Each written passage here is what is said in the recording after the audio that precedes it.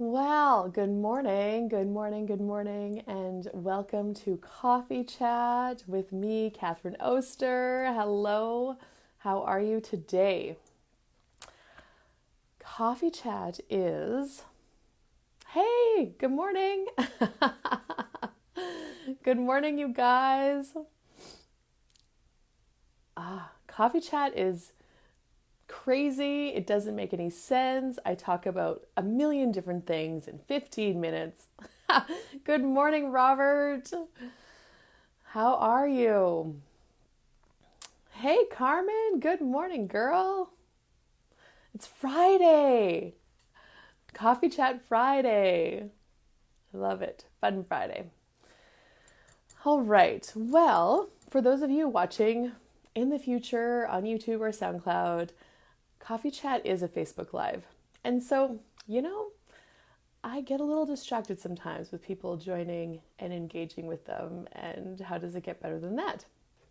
All right.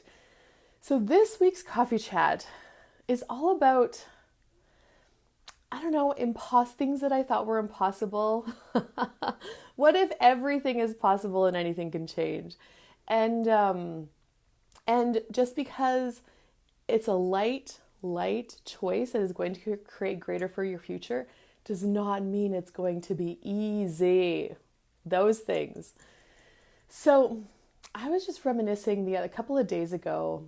Facebook reminds us, I love Facebook memories actually. And the memory popped up in my news feed that it was a year ago on Wednesday, November 4th, that we brought our cows home. 1 year ago. And then I started reminiscing on the adventures we've had in this last year. So, just a little bit of backstory / history for you guys. My husband and his brother and his dad, they used to have like hundreds of head of cattle. I came into the picture in the year 2000, and there was a time where we were calving 300, 400. It was pretty busy. And then the grain farm started to grow and get bigger in the year 2005, 2006. And then we actually sold all of the cattle in 2010. Because it just got to be too much doing both things. And when you're first starting, like the grain farm was a whole new muscle to build, and it was different, and it just didn't work having both of them, especially at that capacity. I mean, we were grain farming probably about 4,000 to 5,000 acres back then, and then also the hundreds of head of cattle. Nobody was happy, and there was a lot of tired people. So, since then, my husband has always commented that he's wanted to get cows again for himself, not for any purpose, not because we need the money, not because because he likes them, And he would randomly talk about it over the last decade, and then he really sat on it for a couple of years, and then the last year he finally chose it. And we found this awesome little herd, 40 head. They're quiet, Gelfay, Angus cross, and they're just a nice little cow herd, right? Start out with.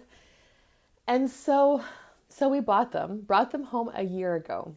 And it was super light. Like when we asked the question, truth, what would our life be like in 5 years if we get these cows? And it was like, yes, and like really light and exciting. Well, the last couple of months, Travis has been saying, who the heck made me get these cows? Whose idea was it to get these cows? And then he started commenting like how much he really must hate himself for buying cows. He's like, I must really want to punish myself for buying these cows. Anyway, because what has shown up is like continuous, there's always something to be done. And so we got the cows, they went on to corn, and he was feeding them, blah, blah, blah. We started calving in March, but he probably really started calving in February because he was nervous and anxious that he wouldn't know what to do. And, he was just excited and all those things. So February, he started sleeping less. March, we're calving. April, we had an early spring, so field work started getting done that we couldn't get done last fall. He had to fix the pasture fences to get the cows out. Seeding started, spraying started. By the end of May, we hauled the cows out to pasture. And then we went into in-crop spraying and checking the cows. And then it wasn't raining. So then he had to fix more fence so we could move pastures. And it was a whole new muscle. And these fences we were fixing, I mean, they're probably originally built in the 70s, maybe. And they haven't been fixed for 10 years. So they were buried under grass, and the wire was buried under grass. The posts were rotting off. We had to pound posts in. And anyway, it was a lot of work. And I did help him when I had time. I would take a couple of days here and there, and we would get a lot done. And our son Trace, he's 11. This was so good for him. He loved it, loved every minute of it. And he was always out there with Travis. And and then kind of got all the fence fixed. Cows are moved around. Now they're home. Now we've weaned the cows. We just sold them on Monday. Brought in enough money to pay for their feed for another year and have some money left over to support them with mineral tubs, etc. Blah, blah, blah. Anyway, so it's not a profitable in just business. Also, when you're first starting when you're first starting out, it takes it a few years to support you. In the beginning, it's very laborious and you're putting in a lot. So he's like, what was I thinking getting these cows? But there was a few things that came out of this scenario that I just wanted to point out. He chose something for himself. The cows were actually the very first thing, maybe not the very first, but one of the few things that he has ever chosen for him. So that was a whole facilitation in himself. He went back and forth of why he shouldn't and why he should. And it really all just came down to he got them because he loved them. Same thing with me and the horses, So that was a huge facilitation. The next facilitation moment it invited us to choose greater all around, actually. And we couldn't say, okay, we're done our work now, let's go to the cabin. It actually made us choose in a different way. We did get to the cabin a couple of times where we just said, okay, we're good, we're going. We're choosing to relax, we're choosing to have fun. For the next 3 or 4 days, we are not doing anything cattle or farming related. Even though there was a list, choosing beyond the list, actually choosing yourself to support yourself in your life. So that was another thing it created.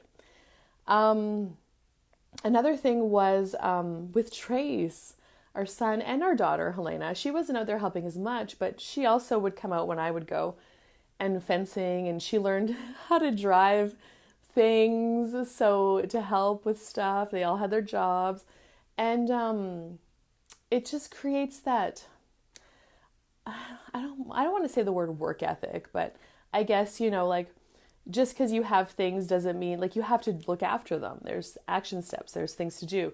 Learning how to build a fence is actually a really, really good tool that Trace wouldn't have learned if we didn't get cows, because you don't have to build a fence for the crops, right? It's a little bit different.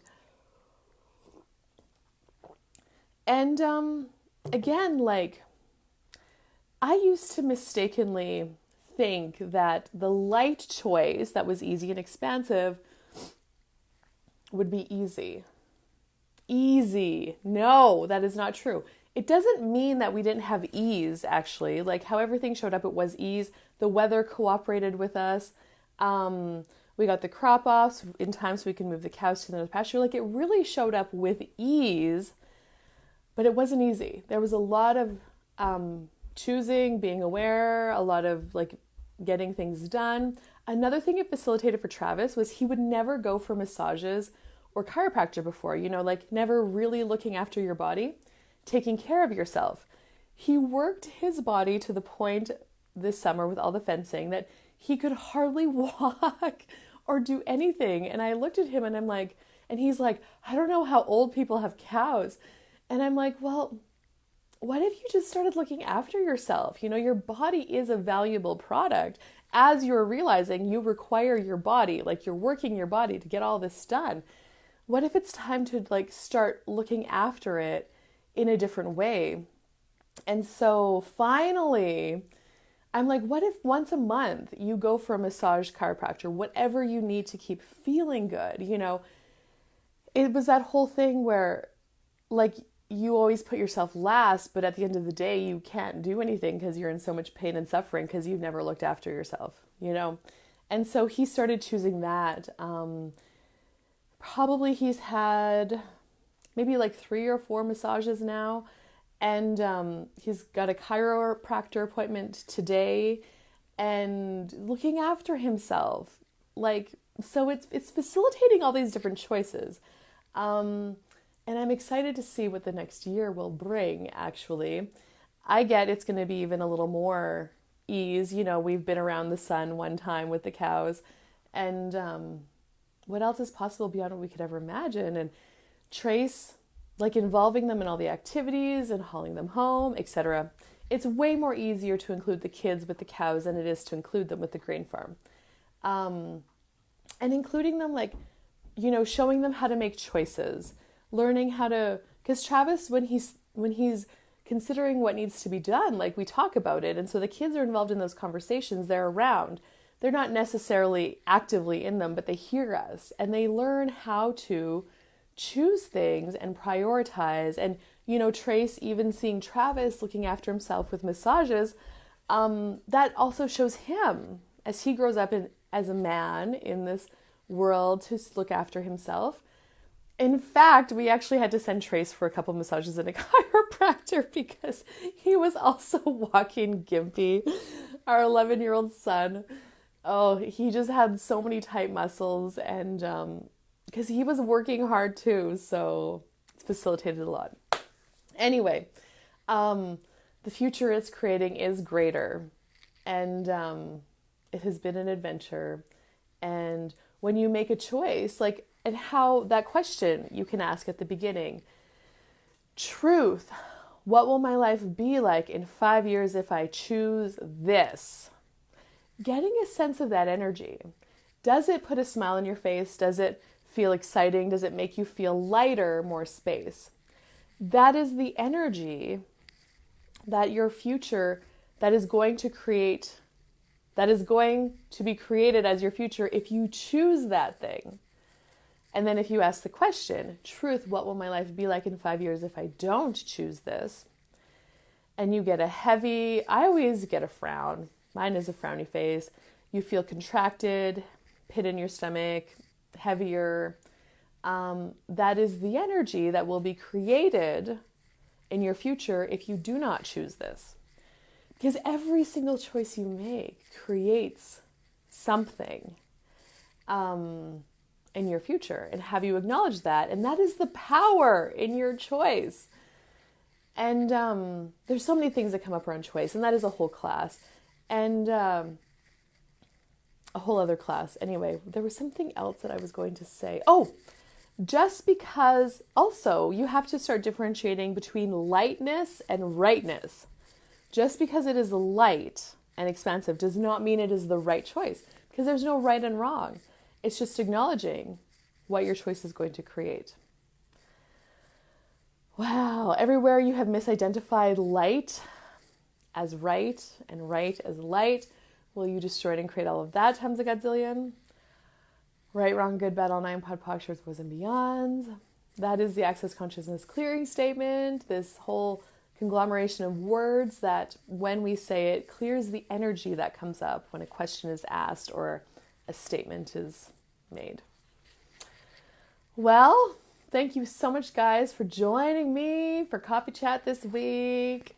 If you got something out of this, I would be so grateful if you would share it, and have an amazing day. I'll see you guys, some of you, over in the Daily Dose right away. And hello and bye-bye. See you later, guys.